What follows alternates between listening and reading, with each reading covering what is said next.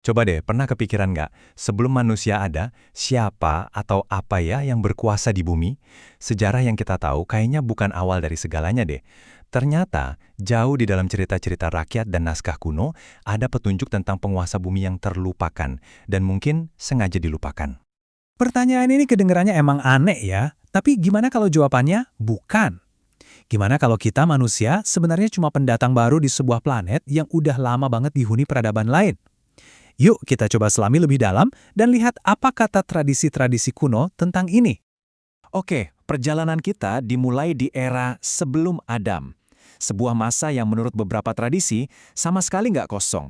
Justru sebaliknya, bumi itu digambarkan sebagai planet yang rame banget, dipenuhi makhluk-makhluk cerdas yang hidup jauh sebelum kita ada. Nah, menurut tradisi Islam, Al-Quran menyebutkan kalau jin diciptakan dari api yang gak berasap jauh sebelum manusia diciptakan dari tanah. Mereka ini bukan cuma sekedar makhluk gaib biasa loh. Menurut tradisi ini, merekalah peradaban paling awal yang menguasai bumi. Beberapa ulama klasik seperti Ibnu Katsir bahkan menyebut adanya makhluk yang lebih dulu lagi, namanya Hin dan Bin. Setelah mereka, barulah datang zaman jin. Tapi, kekuasaan mereka ini berakhir dengan kekacauan dan pertumpahan darah yang luar biasa. Saking parahnya, sampai memicu intervensi dari para malaikat. Dan disinilah titik krusialnya. Setelah semua kerusakan itu, Adam diciptakan untuk menjadi khalifah, atau bisa dibilang penjaga baru di bumi. Coba dengerin deh apa kata seorang cendekiawan Islam klasik, Ibnu Abbas. Dia menggambarkannya dengan sangat jelas. Yang pertama mendiami bumi adalah jin, dan mereka berbuat kerusakan di dalamnya.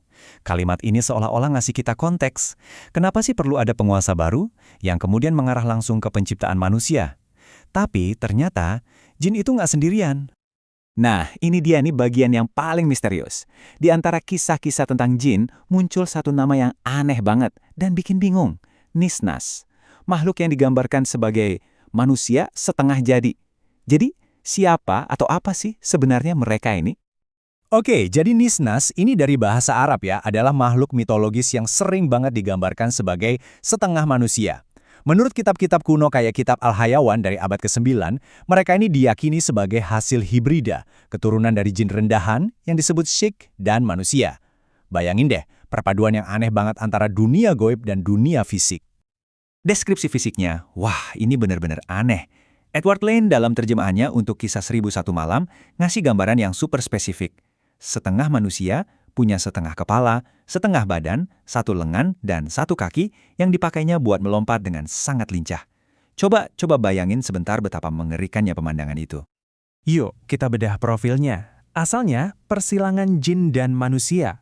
Penampilannya nggak lengkap, seolah-olah tubuhnya itu terbelah dua secara vertikal. Sifatnya, katanya sih cerdas kayak manusia, tapi liar dan nggak bisa dikendalikan. Lokasinya, konon ada di wilayah Yaman atau pulau-pulau terpencil. Dan cara komunikasinya, cuma suara mendesis atau siulan yang aneh. Jadi jelas ya, mereka ini bukan sekedar hewan, tapi sesuatu yang lain sama sekali. Oke, sejauh ini kita udah bahas Nisnas secara harfiah sebagai makhluk fisik. Tapi, pernah kepikiran nggak, gimana kalau monster ini sebetulnya cuma sebuah metafora? Gimana kalau cerita ini justru sebetulnya tentang kita? Nah, di bagian ini kita bakal coba lihat Nisnas lebih dari sekedar monster. Kita akan kupas simbolisme di baliknya, sebuah alegori tentang sesuatu yang nggak selesai, sesuatu yang nggak utuh.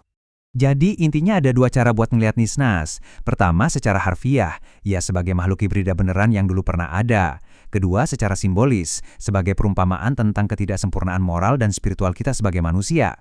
Dua cara pandang yang beda banget kan? Kalau kita lihat dari sisi simbolisnya, Nisnas ini bisa jadi semacam peringatan dengan 3 lapisan makna. Pertama, ketidaklengkapannya itu mewakili sesuatu yang nggak terbentuk sempurna, bukan manusia seutuhnya, bukan juga hewan.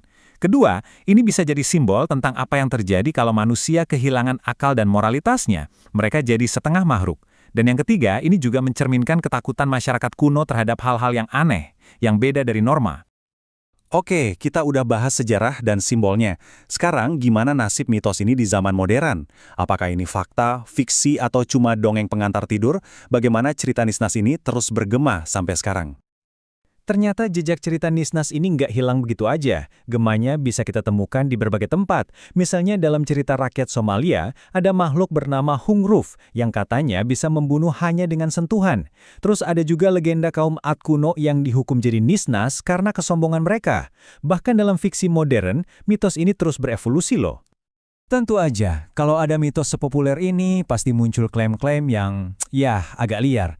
Ada yang bilang piramida atau patung Pulau Paskah itu dibangun oleh ras pra-Adam.